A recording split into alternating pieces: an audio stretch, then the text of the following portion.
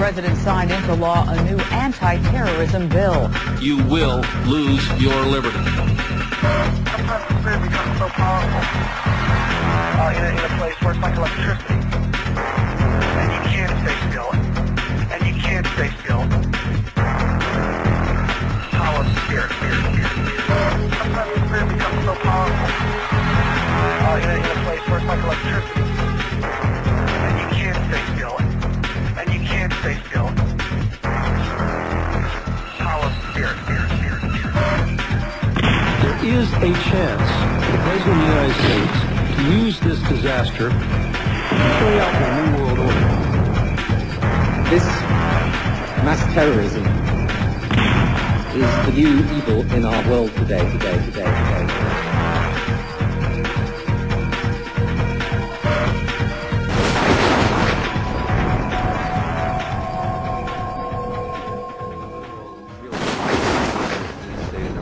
The American people have failed in their oversight of the integrity of our political system. The entire economy will be prisons, police in black ski masks, a Nazi Germany-like nightmare. The final target is the American people. We need to break that connection between the police and the military. They're charging people with weapons of mass destruction because they have marijuana. I support the Constitution, which puts me at odds with my own party.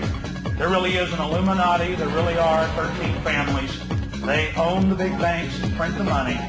They're in our universities and they're in our Congresses, and they believe in one world government. And plunge the American people into the deepest economic abyss of a generation.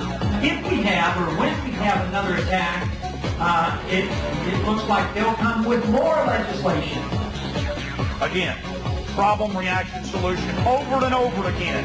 Government uses crises to scare the population into submission. That is so important to understand. Topping our news, the approval of a resolution against the Patriot Act by the Austin City Council. The council approved the measure late last night by a vote of 4-3, and before making the decision, council members heard arguments for and against the Romans or Hitler, Stalin, or Mao.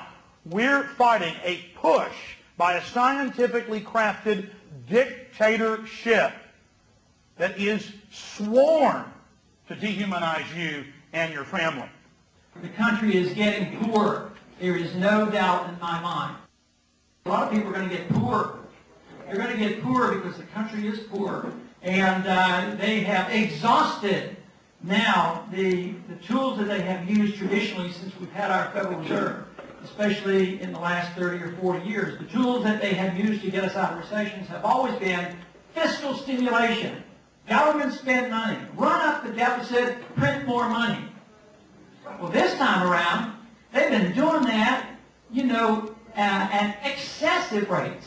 Even early on, even before the recession hit, they were doing it. So what are they going to do? In the old days, if the recession was, if they wanted to end the recession, interest rates were brought up high to dampen the economy, and interest rates would be high. Well, now, at the bottom of the recession, interest rates are at 0 or 1%. Real interest rates are very, very low. So how can they lower them? How can we spend more money? The national debt is going up right now over $700 billion per year. And about 6 or 8 months ago, I thought I was making a very, very rash prediction and said, before too long, in the next several years, we're going to have the national debt, which includes the money you borrow from Social Security. The national debt is going to go up over $1 trillion in 1 year. And I think that's going to be true.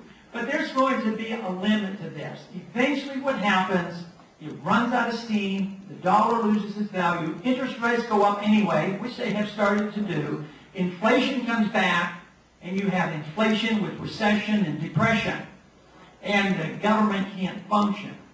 But the real threat then is, will the momentum that we have now, will it build? Will it pick up? Will we not have hundreds but thousands of people then recognizing what we have to do? And that is restore limited constitutional government. And I think what has happened to our country is that over the years, the prosperity, which was a consequence of our liberties, have become the dominant theme of everything that we do, whether it's local or national in politics. So it is the desire to get more and more wealth And to get more and more wealth, you have to have more and more control of the government because the government controls so much of the wealth. So the concentration and the effort in Washington is 99% on preservation of wealth and what we're going to do, and very little concentration on the issues that we deal with, the preservation of liberty. If we concentrate and do our job and preserve liberty, we will never have to worry about our wealth.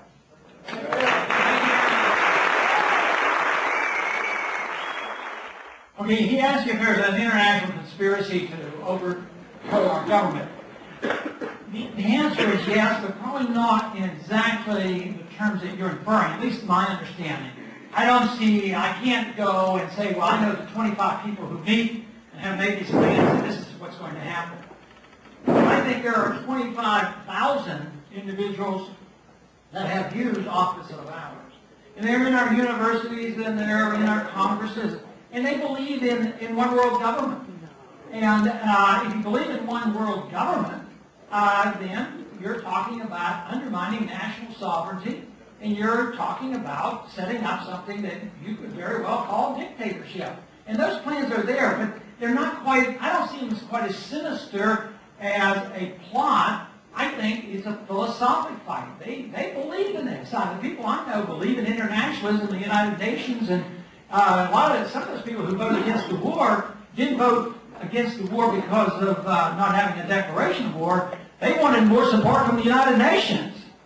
And that attitude is prevailing because it's been taught so long in our public school system, as well as our universities, and the people of great influence on major news networks, and most positions in government support internationalism that would lead to